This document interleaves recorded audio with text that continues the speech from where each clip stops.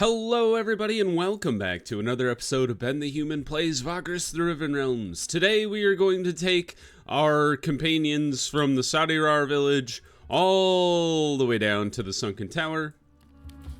I believe the huts. Travelers? Wait, I told them I was going to pick them up later. Where did they go? Oh, here we go. I don't think I need any of these other things. Can I get the blessing of the spirits? Oh, yes, free blessing. Let's have them join us. You gather up the more unsavory members of the entourage first, after which Ekra leads you to a corner of the spirit hall and introduces you to a group of roughly a half-dozen shamans and their guards. Everyone here looks ready to face the unwavering cruelty of the voracious Saiyans.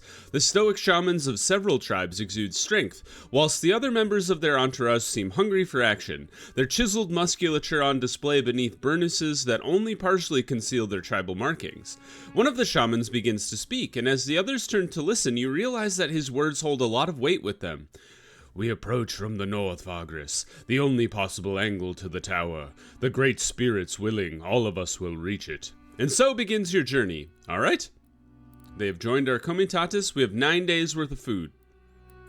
Goodbye. Do you have any food I can buy? Oh, you do! Fantastic. So we're going to make a pit stop in Larnak, here, because we have a lot of stuff to deliver. And then we're just going to... I mean, we'll reassess our supplies, but we could skip Tectum Carvos and just go straight to the Sunken Tower.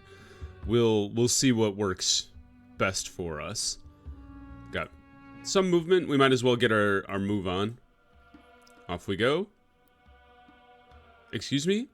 Another comitatus ahead, signaling to you from a distance. Apparently they require assistance. You've got nothing to infer their situation from, nor are you sure you would be able to provide any meaningful aid. It is a very small one, and the area they occupy is flat, with no discernible features, so an ambush is quite unlikely. I have incredibly valuable mounts, and unfortunately,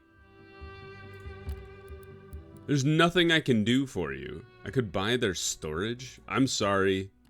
Because my inventory is 100% full, so I can't buy any of their stuff. And then selling one of my mounts would mean I also don't have full inventory either.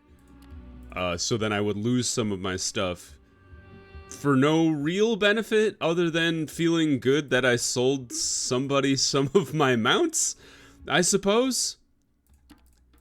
So yeah, there was really nothing we could do for those people, unfortunately. Unfortunately for them. For me, it didn't really matter at all. That would be rough. Being stuck out in the desert. Let's see here. I think the best way to go would be kind of like skirting around Vitrar and then straight towards Larnak. And I think the best way to get there would be to go up this way. And then kind of over. Hello, Water Tribe. Can do a little bit of forest marching.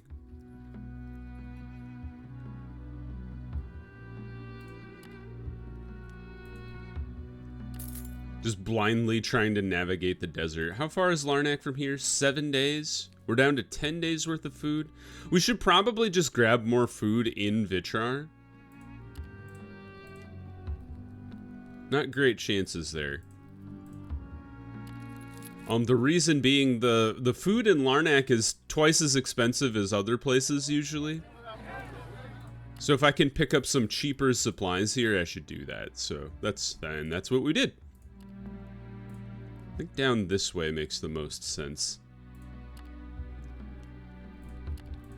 Kind of taking a weird circuitous route. And then over and across. I don't know if we're going to be able to make it on time as far as delivering these goods. Because I'm just kind of wandering the desert randomly. Alright, we actually got fairly close to Larnak, not knowing exactly where I was going. We should go up this way. Little closer. Don't think about it. Don't think about your impending mortality. Alright. In we go. We made it. Hello, hello. Oh, whew, I thought the game broke. Alright, turn this all in. Just barely under the gun. I think one of those had 2 days left on it. And we should sell all of our metal. Now, the question is, we want to head to the Sunken Tower. The beasts, I don't think it makes as much sense to be selling off beasts of burden the same way I was selling and buying like mammals. The price difference is 2 silver, right? The difference for Yerg is 14 from buying and selling. So every time you sell and buy back a beast of burden, you lose 14 silver. However, we have started to push towards getting enough mounts that we could drop 1 beast of burden in general. So I am kind of thinking that we can sell 1, and by the time we get back around, we'll have enough, or at least like close to enough mounts to have a full inventory. Now, I don't think there's any missions to go to Tectum Carvos, which is really the only place we could go on the way to the Sunken Tower. So we'll just ride it with ride it out with the beasts we have. I will also go ahead and buy all of the supplies, even though they're expensive here. I want to err on the side of caution. We have 20 days of food. The reason I did that is because I didn't want to get down to the Sunken Tower and then be like, well, now we're screwed. Because I ran out of food. So I think it's kind of like due southwest of here. So I think we'll make our way down this way. So let's go ahead and do a little further. Now rest. We could, you know what? We should use our forest march today. Ah, rats. Got a little unlucky.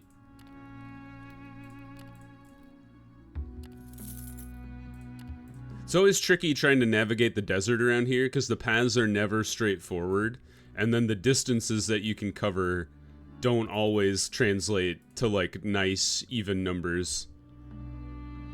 God, what is this path? You couldn't have walked straight across here? Psh. I think we have to go... Yeah. We have to get to this spot right here, so it does make sense to get down here. I actually think, now knowing where the Sunken Tower is, I think it might make more sense to make your way down this way, through this path, if you can kind of see it there on the screen. I think that makes the most sense. So let's go ahead and rest, get a little vigor back. Instead of having this big, like, 1 day journey out of your way to get back to essentially the same place. Alright, and we've made it to the Sunken Tower. 1 insight. That's a cool picture. This is obviously nitpicky, but it'd be kind of fun if you had your specific mounts instead of lizards. If they were represented there in the artwork. But obviously can't have people drawing tons of art just for my weird whims. Anyway, the Comitatus moves slowly but steadily across the shifting sands of Arenas Vorax.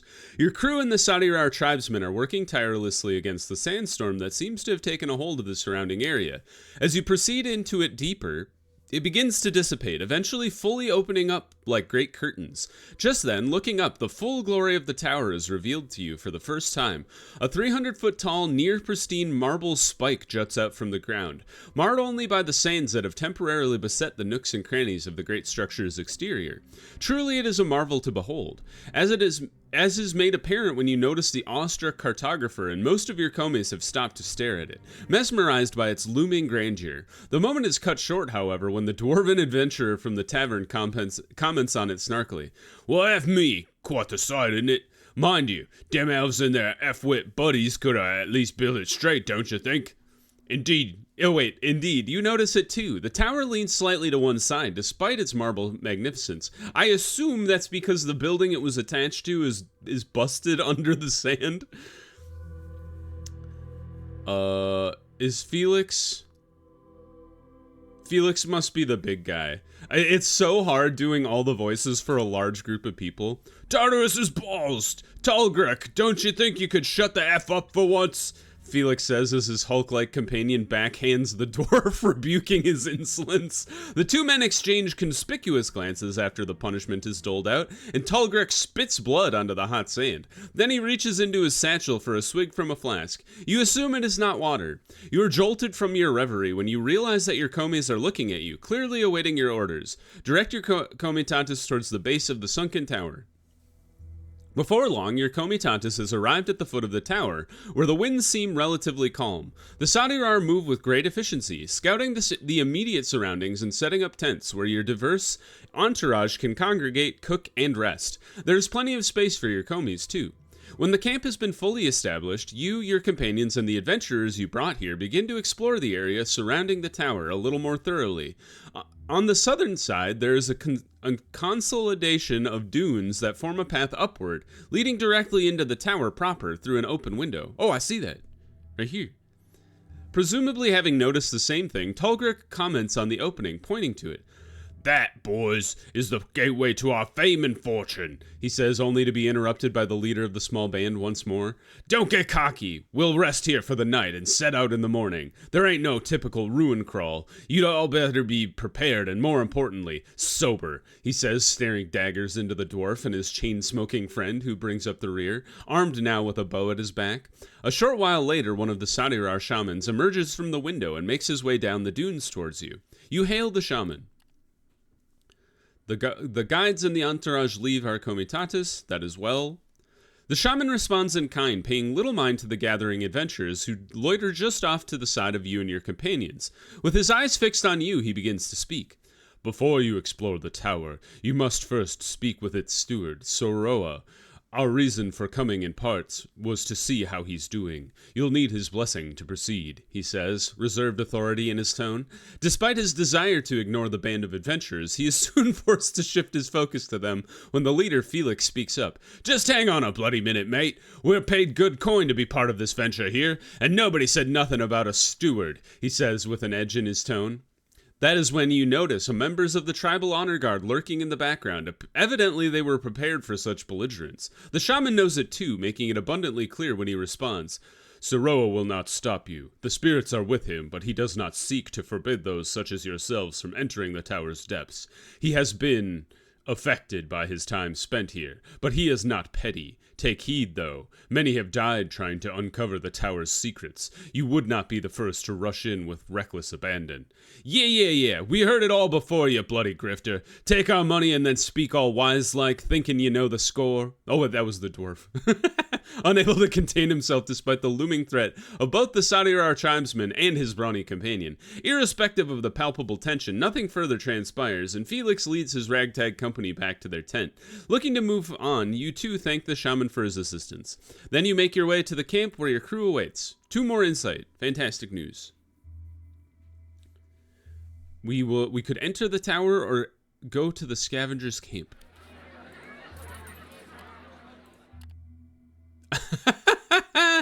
I don't know why I think it's very funny that we just took the tribesmen to the sunken tower and then it says, tribesmen looking for a change.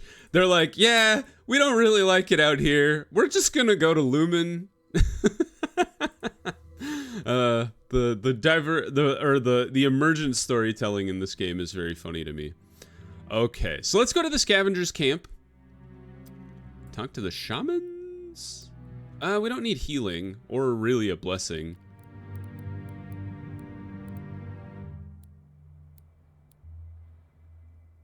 Ward against specters. This only lasts for a day. Well, we shouldn't be getting stuff that I don't really know when or where it'll be valuable. I don't think anybody's injured.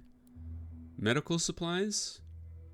I own 0. I feel like something is like weird in the game in that you own medical supplies, but instead of choosing to use them, they just kind of like randomly get used periodically. I don't know if that's a setting I chose or what, but whenever I buy medical supplies, they always seem to disappear on me. Let's visit the adventurers. I suppose I should have read about this. Beneath the sunken tower's looming spike-like marble silhouette lies the makeshift camp where the Sadirar and others have taken up temporary residence. Colorful tents and awnings that offer refuge from the desert's blazing heat lie scattered around the great spire's base, creating a ragged but quaint camp. You pull back the flap of the adventurer's tent, only to find its interior in disarray. There's a fair amount of space in here, along with 4 bedrolls around an area in the middle, where weapons, trinkets, and coins lie scattered on a large makeshift desk. Various clothes and belongings are strewn throughout the rest of the tent's insides, giving off an unsettling smell of sweat, alcohol, and of course bogweed. Only 2 of the band are here at the moment, one of whom lies sprawled out on his bedroll, hitting his pipe and blowing large plumes of smoke into the air above. He grins lopsidedly, acknowledging your presence in his own way. Felix is the other. He looks up from the table of weapons that he is inspecting when you enter. "Hail, Vagrus, good to see you again. As you can see, I'm preparing for our first excursion into the tower. Marcellus, on the other hand, is being his usual lazy F-wit self," he says, hurling a goblet in anger at his smoking companion. The fella reacts by erupting into a coughing fit, cursing at his master under his breath. You ask where the dwarf and the brute have gotten to, and Felix shakes his head disapprovingly, his gaze drifting down to the weapons on the table. "F if I know. Talgruk said something about women, and Arl grunted, following him. Of course. They'll not find any women in this camp, but I suppose I can't fault them for trying before getting into the tower proper," he says before a sigh escapes him. "We have women in our party. Not that any of them would want to sleep with those 2 weirdos, but anyway. Whatever the case, doing this for a long time, and we wouldn't be able to squabble over some more interesting treasures down there. I've heard it's quite a gold mine. You leave the men and their preparations, all right? Let's visit Aramis the cartographer. He is bent over maps on his meager desk in his small cluttered tent. He is welcoming and willing to answer any questions you might have. Ask him about cartography in general? Ask him what he is mapping? That is it. All right. We already talked with the shamans. All right. Leave the camp. Enter the tower. Compared to the scorching sands outside, the cool darkness of the tower's upper levels is odd, but quite welcome at the same time. Yet you can only find dust and sand in this desolate part of the once magnificent marble chambers. We will head up to talk to the Guardian. The Guardian has taken up residence in the topmost chambers of the sunken tower. You ascend the stairs and enter. Before you stands a dark-haired man of medium stature and bronze skin. He wears face paint characteristic of the water shamans of the Vitrar tribe. "Greetings, traveler. I am Siroa, the steward of the tower by the grace of the spirits. Welcome to my humble abode," he says, and offers you fresh, cool water as a token of greeting. One of the most generous gestures for the Sadirar. Makes sense. It's kind of like, have you guys I reference Dune a lot in this series, but if you've seen Dune and they spit to give you water because the planet is so dry, it reminds me of that. Not less gross, but anyway, you look around and see that the place is entirely devoid of any sort of indulgence or splendor. Quite the contrary, its austere furnishings speak of the solitary contemplative life led by its lone dweller. A pile of furs for a bed, a simplistic fireplace, and tribal tools adorn the otherwise plain marble chamber. The only thing that are in abundance in this home are trinkets and effigies, presumably to keep Siroa and his scarce guests safe and sound. What does he eat? The tall arched windows make it so that the environs of the tower are visible in all 4 directions, making a good clear view of the vast expanse of the rolling desert, if not for the ferocious sandstorm encompassing it. Siroa refills your cup before settling down on his furs to talk. "I suspect you will want to venture into the depths of the tower frequently. I would not recommend it. It is not my place to stop you from doing so, but the spirits know that it's most unwise to enter the darkness at our feet." You ask him why that is. He strokes his chin before answering. The great burning caused the tower to sink beneath the sands, but that is merely part of the peril, Siroa says thoughtfully. Its halls are cursed. Neither of the expanses and the confines of distance, nor past, present, or future are natural in there. As you delve down, you leave the rules that govern these aspects of the world behind. Well, most of them. The vestiges of that order cling to you, allowing you to return safely if you do not stay for too long. After a while, the path you've taken begins to deteriorate behind you. Beware! You will get lost if you delay your return too much. You ask him what awaits you down there, and his expression darkens. The great burning was thorough in bringing destruction to this place. I've already said my piece about the way one can get lost inside. Time is also confused inside the tower. Worse, the spirits of the dead went mad long ago, so avoiding them would behoove you. He pauses briefly and shrugs. Most of the tower cannot be reached anyway. It is my understanding that when the great burning spread through the lands, the people who lived here sealed off some of the chambers and wings with their last breath to keep the destruction out. But the tower must have been eldritch long before that. He wonders aloud, staring into the distance. You see, it was always much larger inside than one would think by looking at it from the outside. Sorcery, ancient sorcery at that.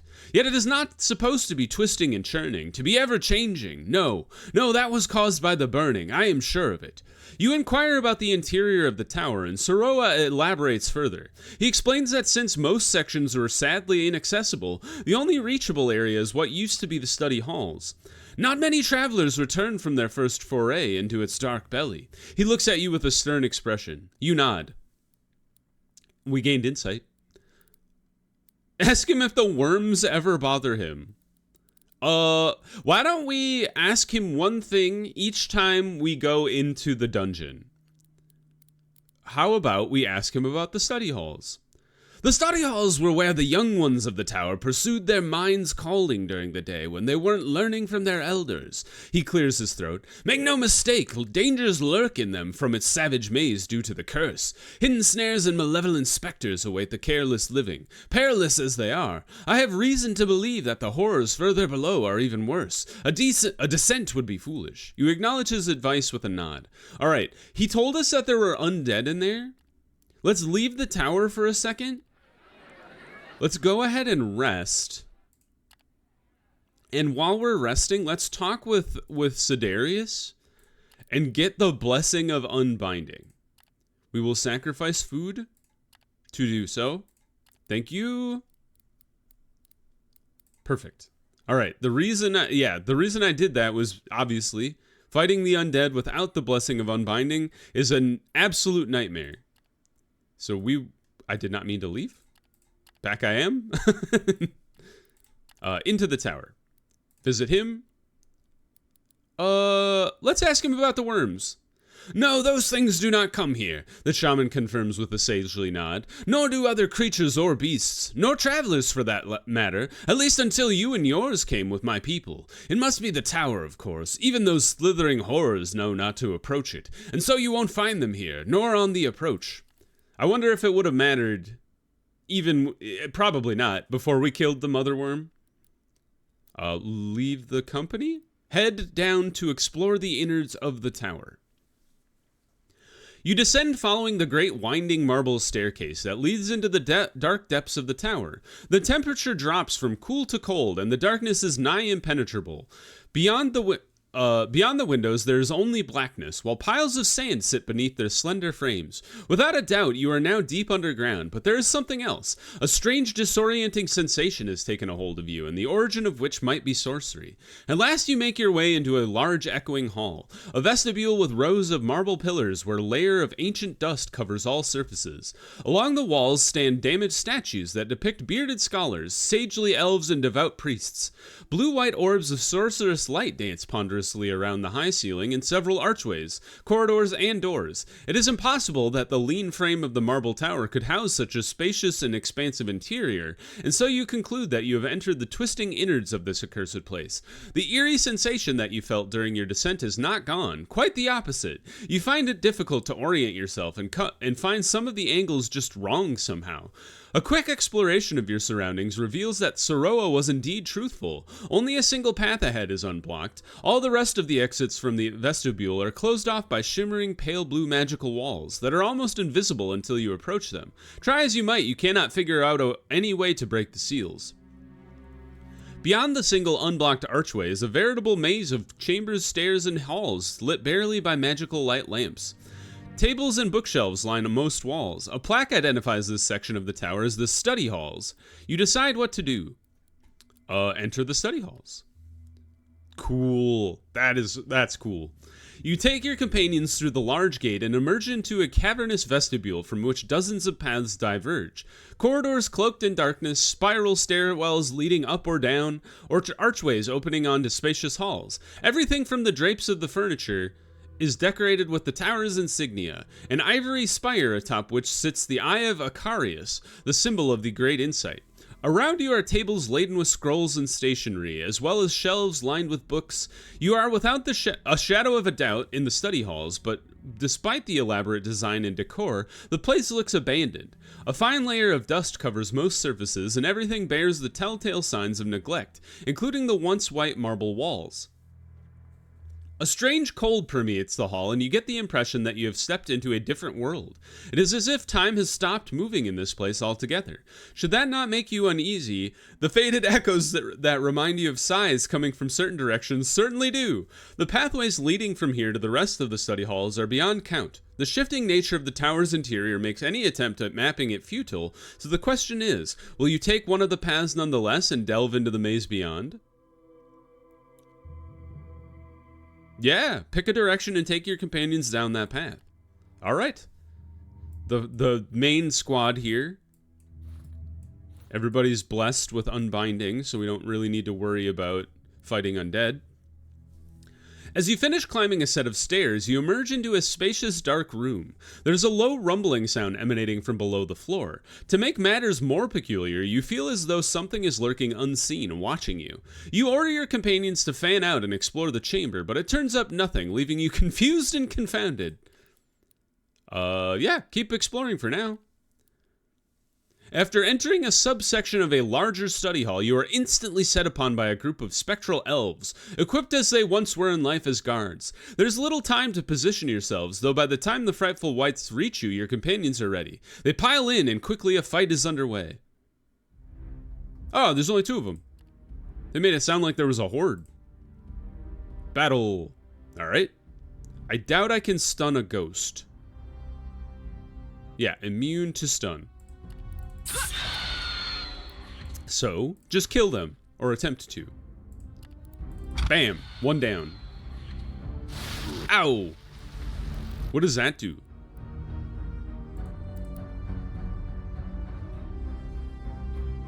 Initiative and evade is lowered. Understood. Smack him. Burn him. And maybe Gorgoro can finish him off. Sweet. Gorgoro lost 1 HP in the entire encounter.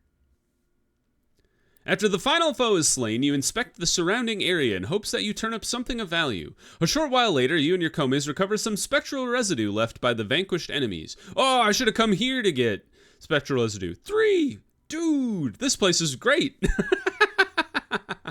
Keep exploring the halls. The past couple of minutes went by in a haze, and you now find it difficult to remember what chambers and corridors you have crossed to get here. What is worse, here is becoming increasingly harder to make sense of, because in the place of a ceiling, the room you are in has a starry night sky. You shudder and conclude that it is not safe to tarry here. I guess we should probably leave? Okay. Alright, I kind of understand. I think you do need to push the limit in order to, like, uncover anything in the tower. But it is interesting. We will definitely be delving deeper in the tower next episode. Coming up from the depths of the tower is a disorienting and perplexing experience. The first thing you notice is the change in temperature. The permeating chill is slowly alleviated, and you feel as almost as though you have connected or reconnected with a tangible sense of time itself. The shifting, befuddling experience of the tower's deep interior becomes an afterthought as you and your companions reorient yourselves, finally arriving at the vestibule, heading up from the vestibule out of the tower and down into the camp. As soon as you leave the tower, you and your companions are immediately besieged by a sandstorm of epic proportions. Silt caught in a violent whirlwind batter and envelop you from all sides, making movement nigh impossible. Can we go back into the tower?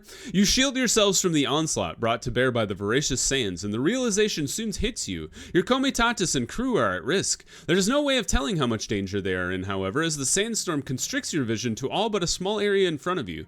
Still, you wager you can find your way back to where you camped, even if it means tempting the fate on behalf of you and your commies. Amid the storm's relentless intensity, you hear the shouting of your fellows. It would seem that they require your guidance, and so it falls to you to decide how to proceed. We will head down. Because, like I'm in charge. Ren, you butt. At least Ren's like the easiest one to gain loyalty with. You just give him magical tomes and he's fine. After making your orders clear in whatever way you can, you begin trudging downward arduously. The dunes beneath your feet offer tenuous stability at best, but with a little tenacity and some grit, your party eventually makes it back to your comitatus unharmed. When you arrive, everything is in chaos and turmoil. Members of your crew fight against the storm's destructive presence. They seem torn between saving themselves and saving the cargo. We don't really have any cargo, so that's not really that important. Recognizing that their leader has arrived, some of your commies make their way toward you, attempting to shout over the wailing cacophony that has beset the surrounding region. They need your counsel, and now is the time to act. Surveying the ongoing destruction in the camp as best you can, one thing is made abundantly clear. Whatever choice you make, your comitatus will not emerge unscathed. Save the crew. The goods are, like, we got food. Like, obviously losing food is not great, but save as much of our crew as possible. I don't know if there's anything we could do to make this even better, because it's already at very high. We succeeded. Good God! My companions are the worst. With the help of your companions, you rally a small detachment of your best crew, and take yourselves to the task of saving as many as you can. After what feels like an eternity, the storm abates and you take stock of your losses in the aftermath. Miraculously, all of your commies are accounted for. Indeed, it seems that your efforts to save everyone paid off spectacularly. On the other hand, goods and supplies lie strewn throughout the vicinity. Many of them are compromised beyond repair. With the storm having subsided, one task remains, the task of restoring your camp and crew to a reasonable state. And so begin the restoration efforts, eager to move on. Oh no, I lost the salt. That's okay. We'll get him some new salt and he'll probably be cranky about it, but whatever. The prince, that is. Anyway, that could have been way worse. Anyway, that was a good place to pause the episode. We will dive into the depths of the tower next episode. So if you guys are looking forward to that, click the like button. It helps me out a lot. If you want to see more episodes of Vagrus, the Riven Realms, or the other videos I have going on the channel, subscribe to the channel. Make sure your notifications are on so you know when the next videos go live. But until next time, everybody, I hope you had a good one, and I'll see you in the next video. Bye-bye, everybody!